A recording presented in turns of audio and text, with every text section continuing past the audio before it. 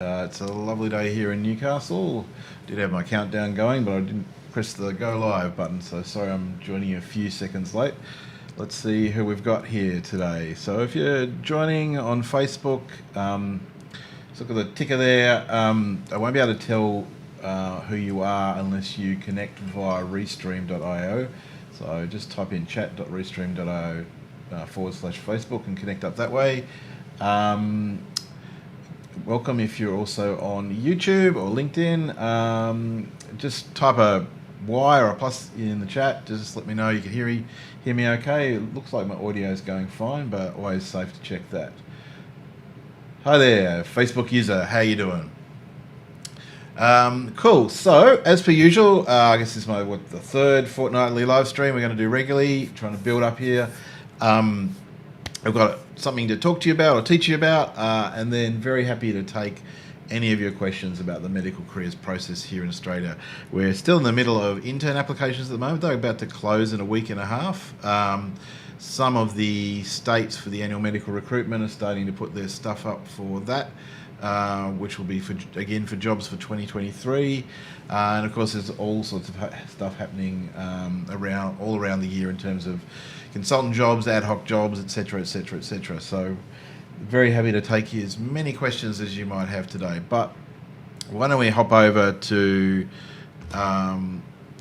my slides here, and we just wanted to talk to you about the job interview process in Australia, just kind of a little bit broad brush overview, how it tends to play out.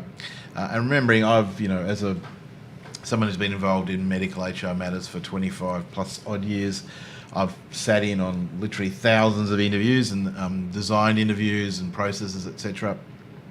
Read a lot of job descriptions, coached a lot of people to go through the interview process. And actually when you get down to brass tacks, the job interview process for most doctor jobs in Australia has a lot of common to it. Yes, we are seeing a trend to what's called a multiple mini interview process in some kind of more high stakes type job applications, particularly for things like specialty training. But largely, when you're invited for a job interview in Australia, it will be for a traditional panel interview process. So there's a few things that you want to actually ask if you're invited to a job in Australia. Let me just see if I can move my head around here. No, I'm in the way there, but I'll get off there. Maybe I can take myself away here. Just screen. Yeah, we go. So there's a few questions you want to be able to, or you can ask when you're being invited for a job interview, and it's worth doing this. Sometimes they will tell you the stuff ahead of time, but it's also always worth contacting the person via email who's set up the interview for you. It could be the chair of the selection panel. More often it's the manager helping them. How long is the interview for? Okay. So typically a panel interview runs somewhere between 15 to 30 minutes in Australia. It depends on the nature of the job and often the seniority. With sort of more junior jobs like resident medical officer jobs, probably no more than 15 minutes. With sort of more registrar level jobs, maybe 20 minutes. When you get up to a consultant interview, it's probably going to be more for half an hour, because usually, the decisions around consultant jobs are a bit more high stakes. Usually there's less candidates, so the panel want to take a little bit more time to hear from each of the candidates. So you want to ask, but you do want to find out, how long is my interview going to be for?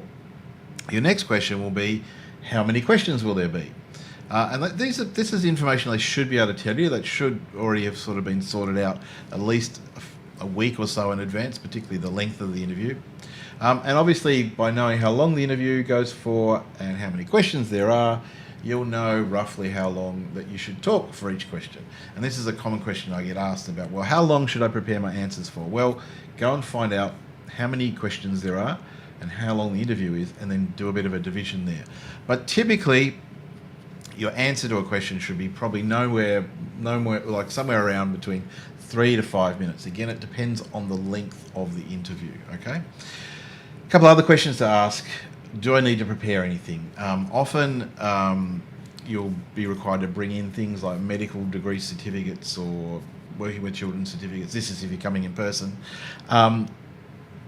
But sometimes they'll also want you to come in a bit early, whether that's via video or by in person, and they'll give you the questions to read. Okay, so that's a bit of an emerging trend, and I think it's best practice.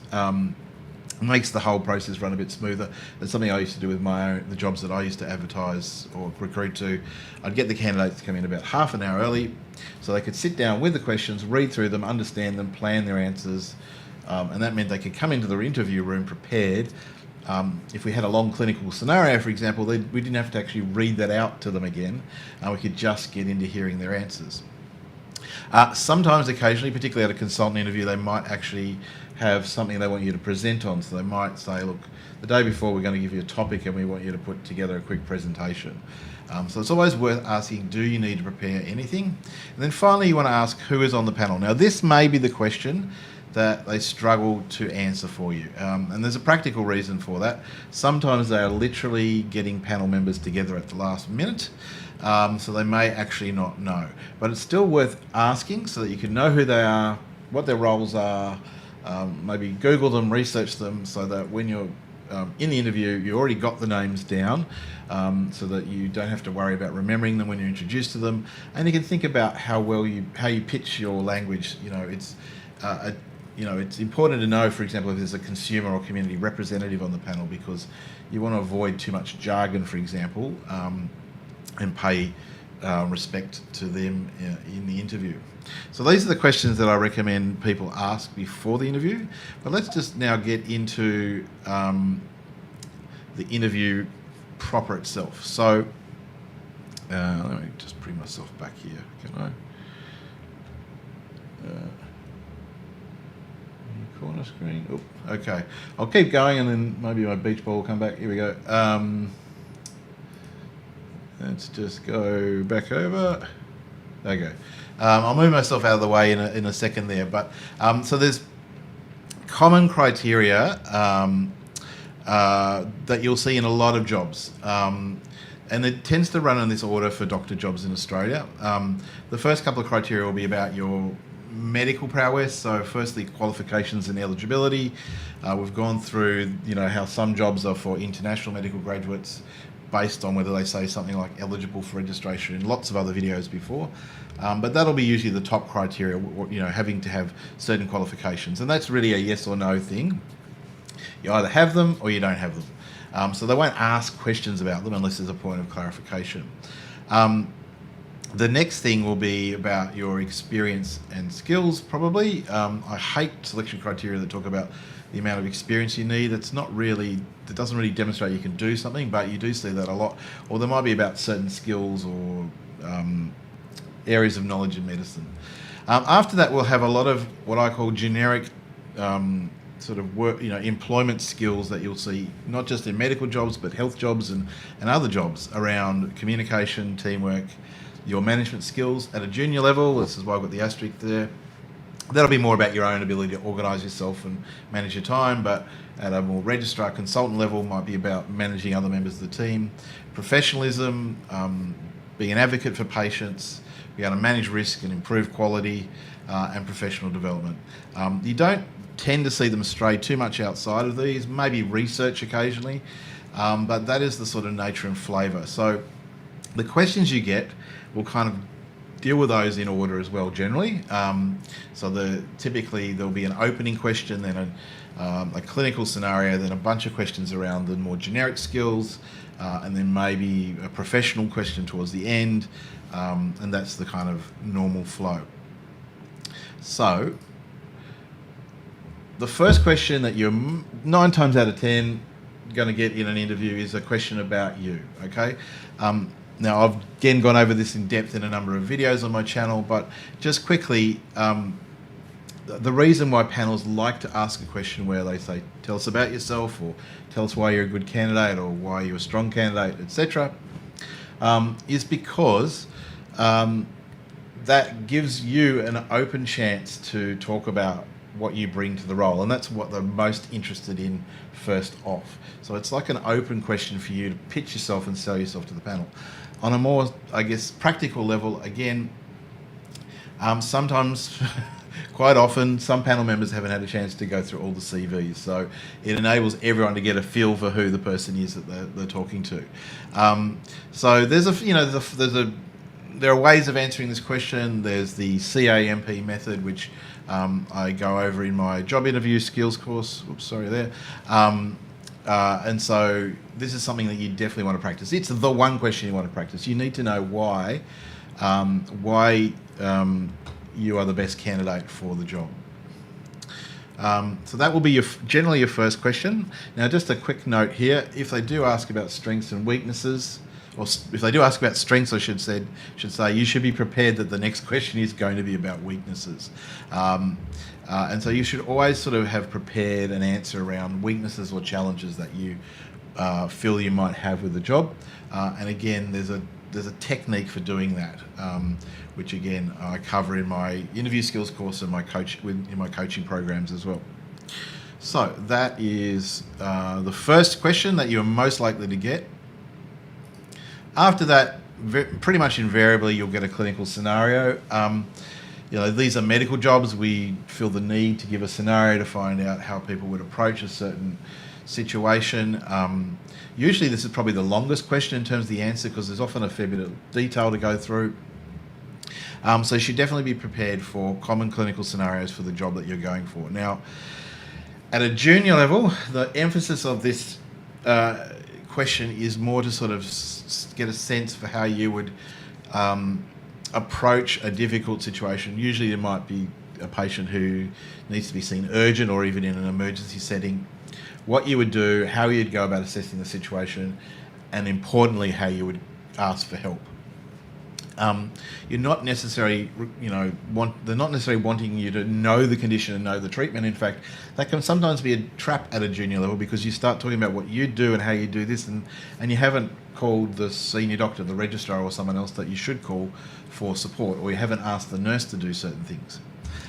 So that there will be generally a clinical scenario. As you rise in the ranks, those clinical scenarios tend to sort of have other elements like conflict maybe within the family that you're dealing with, or within the team, or other professional issues, or resource management issues, etc. So they become a little bit less about how you would handle the clinical scenario and what you'd do about all the other bits as well. So giving you an ability as a registrar or a consultant to talk about how you manage resources and lead teams and resolve conflict and that sort of thing in the hospital. So that will be generally your second question. Now, you might get a couple of clinical scenarios. Sometimes that happens. But then we're on to the more broader sort of generic good skills that every employee needs in the workplace. Teamwork, time management, communication, professionalism, etc. So these are generally where we start to hit past behaviour questions. Now, again, I've covered past behaviour questions on other videos and in my courses, etc., so we won't spend a lot of time on what one is, but simply it's based on the principle of past behaviour predicts future behaviour. So they ask you for an example of a time when you did something, and that something that they're looking for relates to something that might be an issue in the job. Hi there to someone else there on Facebook. If you click on the link chat.restream.io/Facebook, I'll be able to tell who you are. At the moment, it just pops you up as a Facebook user, unfortunately. And look, if people have got questions, feel free to start popping them in the chat. So, yes, past behaviour questions. So, typical things that you might be asked examples for are things like, let me get myself away here, conflict, communication difficulties, using research to improve your practice, fixing something that needed sorting out in the hospital, or doing something extra beyond your kind of role, dealing with a difficult scenario, dealing with a busy day at work. Again, you want to relate these back to the selection criteria. If you look at the criteria, you'll be able to sort of see the sort of examples that they will probably be looking for. And you'll typically get a couple of those in say a 4 to 6 question interview. If it's only 4 questions, probably one. If it's 6, probably a couple. So that's past behaviour questions. Now, towards the end of the interview, you may encounter a professional scenario, you might not. Again, these are probably becoming more favoured or popular, I suppose is the way of putting it. mainly partly because there's a lot of ethical and professional sort of things that have happened in medicine in the public domain over the last decade or so. So you may well be given a professional scenario. Now, this will be a theoretical or a situation thing that you're put in, and you'll be asked, how would you deal with that scenario? So typically we're talking about things like dealing with an impaired colleague at work, say your co-resident is looking depressed and not performing well, or your consultant comes in intoxicated. What do you do? Being a witness to a bullying situation, that's a very common one, and obviously that's been a topical issue over the last few years in medicine. Or maybe just supporting someone else in the team who needs some help. Another one that I've seen a few of lately is dealing with a colleague who has made a racist remark in the hospital. So there's a format again for dealing with these, which is the SPIES framework. I think I've covered that in other videos. I definitely cover that in my job interview course, and so that's something that you should definitely prepare for as well. So they're pretty much all the questions that you might get. Actually, there's one more. Occasionally you also encounter a question about your role. So it'll be sort of, what is your role in terms of documenting, or your role as the leader of the team, or role in terms of clinical governance.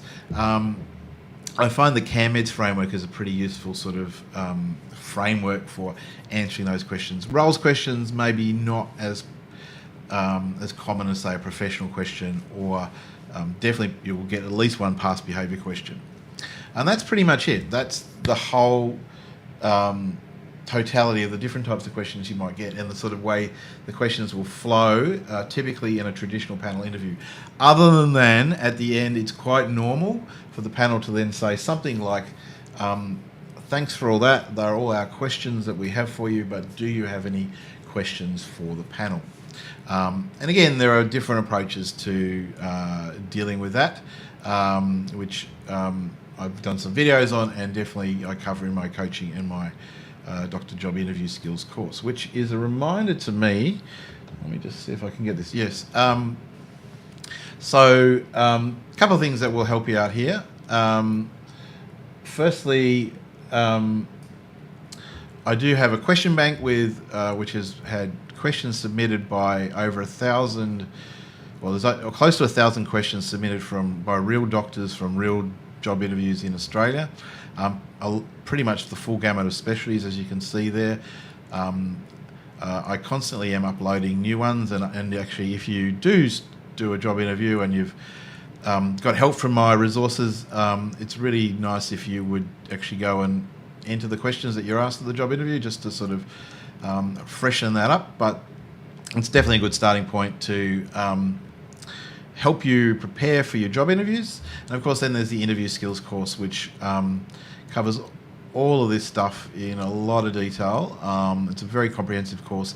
It covers not just the traditional panel interview, but college selection, MMIs, junior interviews, consultant interviews. There's something in it for everyone, and I'd highly recommend you signing up to that course, because you'll get great value out of it. And if you do, it's for life. And one thing I do with this course, like actually last year, after I did a lot of work with coaching clients around this, the issue of signposting. So starting off your question nicely is do a whole new section, so you can come back to it. And as a doctor, you'll probably be interviewing for jobs at least every 2 or 3 years, so it's there for you forever. So that's what I wanted to cover in the topic today, but now we can move over to taking any questions that you might have. So any questions about the interview process, or other things that you wanted to get my take on in relation to the doctor job process in Australia?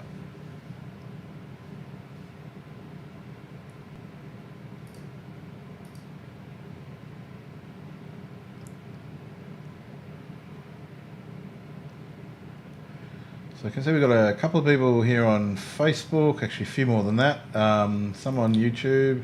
Yeah, any particular burning questions you guys wanted to ask about today?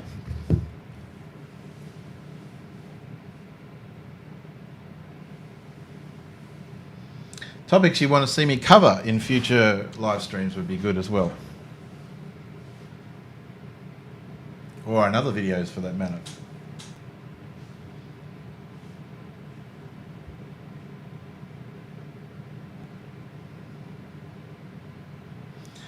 Looks like everyone's happy today. Well, thanks guys for joining me this morning. If you do have an idea, watching this video later or want to come back, this video will be up on the YouTube channel. It'll be on Facebook as well. Probably best to put your comments on YouTube. I don't tend to go back to the Facebook videos so much to look at the questions regularly. But if you do have any questions or ideas about future videos that you'd like me to make, either on live stream or video form, maybe chuck them in the comments below the description of this video on YouTube. And I'll wish you a good day. Bye.